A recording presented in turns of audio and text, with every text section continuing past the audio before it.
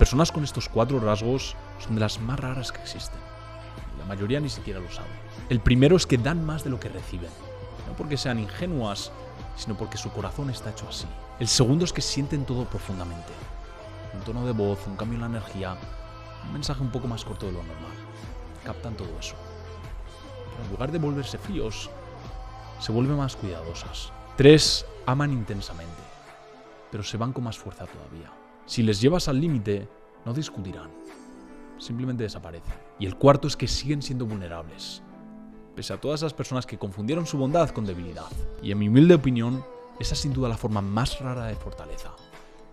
Porque ser así no viene de haber tenido las cosas fáciles. Viene de haber pasado por experiencias que deberían haberte endurecido, haberte vuelto más frío, pero que no consiguieron apagar tu esencia.